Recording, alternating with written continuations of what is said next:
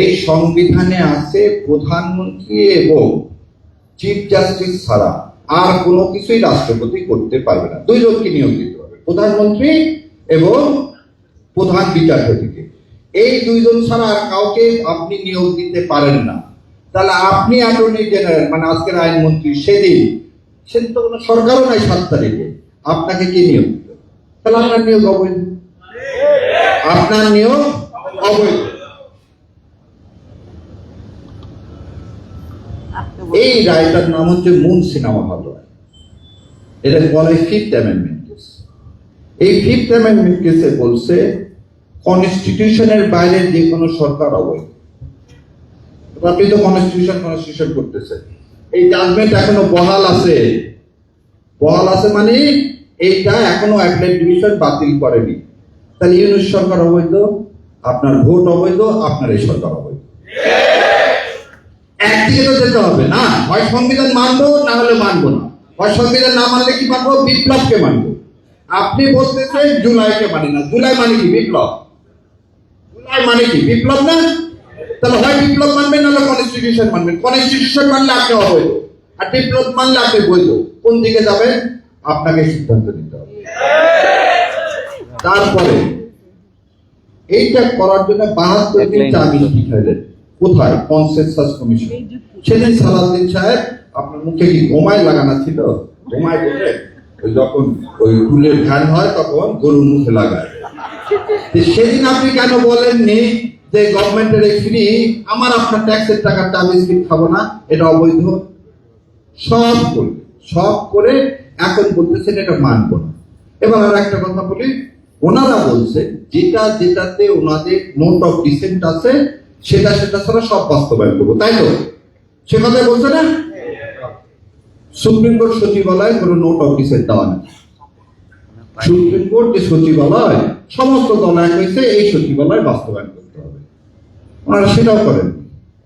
খালি তাই শোনেন, এইটার নাম হচ্ছে সংসদীয় কার্য বিবরণ।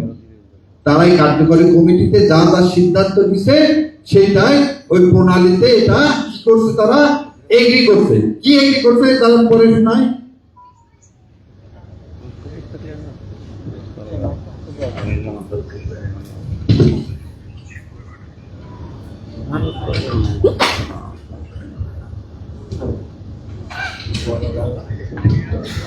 এটা পৃষ্ঠা নম্বর 3 10-এর বিতে বলছে এই যে সংসদ চলে গেল, এই সংসদে তারা 15টি অধ্যাদেশ সংশোধিত আকারে সংশ্লিষ্ট মন্ত্রণালয়ের মাধ্যমে সংসদে বিল উত্থাপনের জন্য সুপারিশ করবে। কোথায়? এই যে সংসদ চলে গেল সেই সংসদে এই 15টা বিল উত্থাপন করলেন না। কি কারণে করলেন না জানেন? এইটা উত্থাপন করলে এই সালামকে আর ব্যাংকগুলো দেওয়া যাচ্ছে না। তাহলে আপনি আপনার কার্যপ্রণালী মানতেছেন না, আপনি জুলাই সনদ মানতেছেন না, আপনি গণভোট মানতেছেন না। তাহলে আপনি মানবেনটা কি? সবার আগে বিএনপি, সবার আগে বাংলাদেশ না, সবার আগে বিএনপি। আর সবার আগে বিএনপি মানে বিএনপি না, সবার আগে হচ্ছে যে আমাকে ক্ষমতায় আনছে।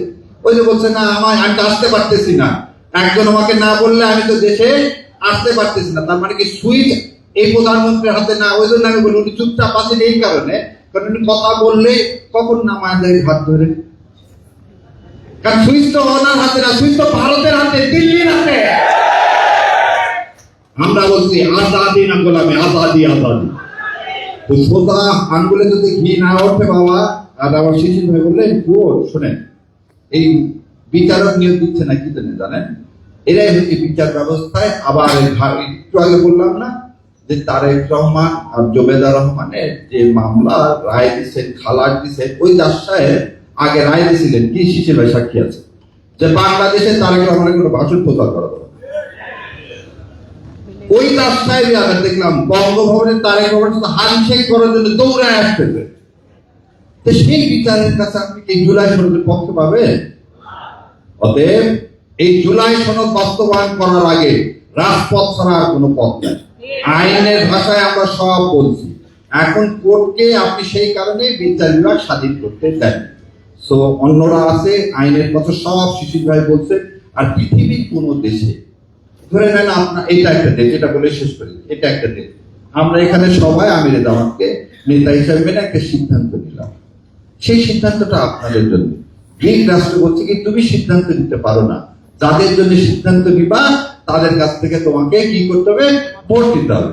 আমরা তো এখানে সংখ্যাগরিষ্ঠ, আমাদের এই 11 দলের মধ্যে, কিন্তু আমরা কি সারা দেশের সংখ্যাগরিষ্ঠ না, সেই জন্য আপনাদের কাছ থেকে নিলাম। তাহলে 70% মানুষের ভোট বেশি, 51% ভোট বেশি, 70%।